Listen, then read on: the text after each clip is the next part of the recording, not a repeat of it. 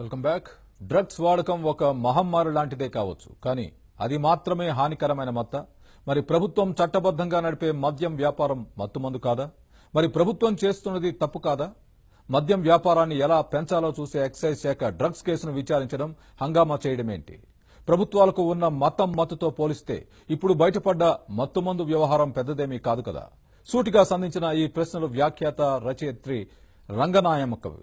Drugs మత్తులో ప్రభుత్వం అంటూ ఆంధ్రజ్యోతిలో రంగనాయకమ్మ రాసిన ఆర్టికల్ ఇప్పుడు సోషల్ మీడియాలో వైరల్ అయింది. ఎందరినో ఆలోచింపజేస్తోంది.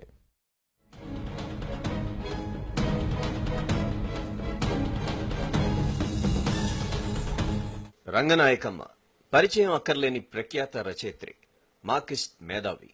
ప్రోగ్రెసివ్ ఆలోచనలు రేకెత్తించే ఆమె పుస్తకాలు చదివి లక్షలాది మంది ప్రభావితులయ్యారు. రామాయణ విషవృక్షం రాసిన ఇదండి భారతం అంటూ ఆ చారిత్రక ఇతిహాసంలోని లోపాలను ఎండగట్టిన ఆమెది తిరుగులేని కలం. గత ఏడాది ఏం చెప్పాయి ఈ వేదాలు అంటూ వేదాలు ఫక్తు కవితలు తప్ప మరేమీ కాదని తన పుస్తకంలో వ్యాఖ్యానించారు. 85 ఏళ్ల వయసులోనూ సమాజాన్ని అత్యంత నిశితంగా గమనిస్తూ ఎప్పటికప్పుడు ప్రభుత్వాన్ని ప్రశ్నించడం రంగనాయకమ్మ ధోరణి. అదే క్రమంలో తాజాగా జాతీయ స్థాయిలో చర్చనీయాంశంగా మారిన డ్రగ్స్ వ్యవహారాన్ని తనదైన కోణంలో విశ్లేషిస్తూ తిరుగులేని ప్రశ్నల్ని సంధించారు రంగాజీ. జూలై 25న ఆంధ్రజ్యోతిలో డ్రగ్స్ మత్తులో ప్రభుత్వం అంటూ రంగనాయకమ్మ రాసిన వ్యాసం ఇప్పుడు విభిన్న కోణంలో చర్చకు దారితీసింది. ఇప్పటిదాకా డ్రగ్స్ పై ప్రభుత్వం ఉక్కుపాదం మోపుతోందని, ఎక్సైజ్ శాఖ పనితీరు అద్భుతమని సోషల్ మీడియాలో చర్చ జరగ్గా రంగనాయకమ్మ ఆర్టికల్ ఆ చర్చను మరో మలుపు తిప్పింది. మత్తులో ముంచెత్తే వ్యసనం డ్రగ్స్ మాత్రమేనా? మద్యపానం కాదా? మరి మద్యం వ్యాపారం చేసి జనాన్ని తాగుబోతులుగా మారుస్తోన్న ప్రభుత్వం చేస్తున్నది ఏంటి అంటూ రంగనాయకమ్మ సంధించిన ప్రశ్నలే ఇప్పుడు ఎంతో మందిని అవును కదా అనేలా ఆలోచనలో పడేస్తున్నాయి. ఇంతటి చర్చ రేపుతోన్న ఈ వ్యాసంలో రంగనాయకమ్మ ఏమన్నారో ఓసారి తెలుసుకుందాం. మత్తులో ఉన్న వాళ్ళకి వాళ్లేం మాట్లాడుతున్నారు, ఏం చేష్టలు చేస్తున్నారో తెలీదు. మత్తు చిన్నదా పెద్దదా అని కాదు, ఎంతదైతే అంత మాటలు అంత చేష్టలు సాగుతాయి. డ్రగ్స్ ఆట మత్తు ఆట. ఇవేవో గొప్ప వార్తలొచ్చి పడ్డాయి. ఇదేం కొత్త? ఇన్నాళ్ల నుంచి మత్తుల మాట ఎరగమా? ఊళ్ల నిండా కిక్కిరిసుండే చుట్టలు, బీడీలు, సిగరెట్లు, సారాలు, గుర్రపందాలు, గుళ్ళు, గోపురాలు, లాటరీలు, జాతకాలు, జ్యోతిష్యాలు, ఇవన్నీ రకరకాల మత్తులు కావా? మనసు మత్తులు వేరు, శరీరాల మత్తులు వేరునా?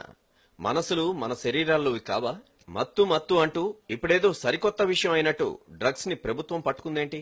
డ్రగ్స్ కాస్త ఖరీదైన బరువైన మత్తైతే డబ్బుతో బలిసున్న వాళ్ల మత్తది. వాళ్లందరూ చదువులు సంజలు ఉండేవాళ్లే. వాళ్ల పిల్లలు నాశనం అవుతారని వాళ్లకు తెలీదా? డ్రగ్స్ పేరుతో పోరాటం మొదలుపెట్టిన ఈ ప్రభుత్వాలే కదా ఊరూరా వందల వేల లక్షల తాగుడు దుకాణాలు నడుపుతున్నది. ఎవరు ఏ వీధిలో ఏ సందులో బతుకుతోన్న వాళ్లైనా ఆ కొంపల నుంచి బయటికి 10 అడుగులు వేసి చూడండి. అక్కడ రోడ్డుకి ఇటు అటు కూడా ప్రభుత్వ సారా దుకాణాలు కనబడతాయి. ఏ సిటీలో అయినా ఈ దుకాణాల సంఖ్య వేల సంఖ్యలో ఉంటుంది. తాగుడులో 100 రకాలు 1000 రకాలు ఉండొచ్చు. ఏ రకాన్ని తీసుకున్నా అది మత్తే కదా. ఆ మత్తుతో సర్వం నాశనం అయిపోయిన సంసారాల్లో హత్యలు, ఆత్మహత్యలు, పిచ్చెత్తిపోయే పిల్లలు, బెచ్చగాళ్లుగా మారే వ్యక్తులు, వ్యభిచారాలే బ్రతుకు తెరువులైపోయే ఆడవాళ్లు ఎన్నెన్ని జరిగిపోతున్నాయి. ఈనాడు డ్రగ్స్ మీద వీరత్వం చూపుతోన్న ఎక్సైజ్ శాఖ కర్తవ్యం ఏంటి? తాగుడు వ్యాపారాన్ని నిరంతరాయంగా నిరాటంకంగా నడపడమే కదా. సారాలు, విస్కీలు, బ్రాందీలు, ఇంకా ఏవేవో పేర్లతో మత్తు ద్రవాల్ని అమ్మమని ప్రైవేటు పెట్టుబడిదారుల్ని ప్రోత్సహించే శాఖ ఇప్పుడు డ్రగ్స్ పై యుద్ధం చేస్తోందా? జనాలు ఎంత తాగుబోతులైతే, వాళ్ల సంసారాలు, పిల్లలు ఎంత నాశనమైతే ప్రభుత్వానికి పన్నులుగా అంత ఆదాయం పెరుగుతుంది. ఆ ఆదాయం కోసమే కదా రాజకీయాలు చేస్తున్నది. ప్రభుత్వానికి వచ్చే మొత్తం ఆదాయంలో 5వ వంతు ఆదాయం కొన్ని వేల కోట్లుగా తాగుడు ద్వారానే, కేవలం లిక్కర్ పాలసీ ద్వారానే వస్తుందని అనేక రాష్ట్రాల్లో లెక్కలు చెబుతున్నాయి. ఒక ముఖ్యమంత్రి తను ఇంకా ముఖ్యమంత్రి కాకముందే, తను కోరే రాష్ట్రం రాకముందే, రాష్ట్రం వస్తే తిరుపతి దేవుడికి కొన్ని కోట్లతో కిరీటాలిస్తానని మొక్కుకోవడమా? ఆ మొక్కు మొక్కినప్పుడు ఆ వ్యక్తి ఓ సాధారణ పౌరుడు. తను మొక్కుకుంటే తన డబ్బుతో మొక్కు చెల్లించుకోవాలి. ప్రభుత్వ ఆదాయంతో మొక్కు చెల్లించగలిగితే అది ఆ వ్యక్తి మొక్కు చెల్లింపవుతుందా? అటువంటి మొక్కులు చాలా మంది మొక్కుతారు. అవన్నీ తీర్చడానికి వాళ్ళందరికీ ప్రభుత్వ ఆదాయం అందుతుందా? మొక్కు కూడా ఓ మత్తే. ఎవరి మొక్కు వాళ్లే చెల్లించుకోవాలి. బతుకమ్మ ఒక మత్తు, బోనాలు ఒక మత్తు. ఎవళ్ల మత్తుని వాళ్లు స్వయంగా తీర్చుకోవాలి. ప్రభుత్వ ఆదాయాన్ని మొక్కుల మత్తుల కోసం ఖర్చు పెట్టే హక్కు ఎక్కడి నుంచి వచ్చింది? దేశంలో ఉన్న సమస్త మత్తులకు ఆహ్వానాలు, సమర్థతలు, చట్టబద్ధతలున్న ప్రజల్ని దేనికి ఎదురు తిరగనివ్వకుండా చేసే ప్రభుత్వాల రాజకీయ ఎత్తుగడ ఇది. డ్రగ్స్ ఒక్కటే నేరము, దోషము అవుతుందా? అది చట్టబద్ధంగా నిషేధం కదా అంటారా? అందుకే ఏ మత్తు నిషేధం కానప్పుడు డ్రగ్స్ ఒక్కటి నిషేధం ఎలా అవుతుంది? ప్రభుత్వం ఇష్టం ప్రభుత్వానిదైతే ప్రజల ఇష్టం ప్రజలదవుతుంది. ప్రశ్నిస్తారు, చర్చిస్తారు. న్యాయం దొరక్కపోతే తిరస్కరిస్తారు. ప్రభుత్వానికి కావాల్సింది పన్నుల పేరుతో ఆదాయం. తాగుడిని ప్రోత్సహించేది ఆదాయం కోసమే కదా. డ్రగ్స్ ని కూడా అందుకే ఉపయోగించుకోండి. కావలసినంత ఆదాయం సంపాదించుకోండి. మంత్రుల జీతాలు 100 రెట్లుగా పెంచుకోండి. ప్రభుత్వం నిజంగా ఉత్తమమైంది, నిర్దోషి అయితే ఆ వ్యసనాలు వద్దు. పిల్లలు నాశనం అవుతారు అని ప్రచారం చేసి మాన్పించండి.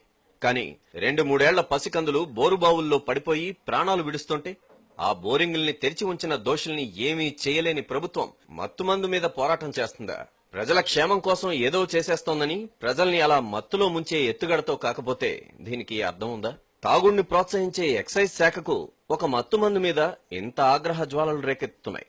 అనేక రకాల మత్తుల్ని స్వయంగా చట్టబద్ధత పేరుతో జనాల మీద రుద్దే ప్రభుత్వాలు గంజాయి వంటి మత్తుమందుల మీద మాత్రమే జనాల దృష్టి మళ్లించి ఎవ్వర్నీ వదిలేది లేదు అని ఆత్మస్తుతి చేసుకుంటే అది ప్రభుత్వాల కపట నీతికి నిదర్శనం. ఆంధ్రజ్యోతి ఎడిటోరియల్ పేజీలో రంగనాయకమ్మ రాసిన ఈ వ్యాసం ప్రచురితమయ్యాక వాట్సాప్ లోనూ ఫేస్బుక్ లోనూ విపరీతంగా షేర్ అవుతోంది.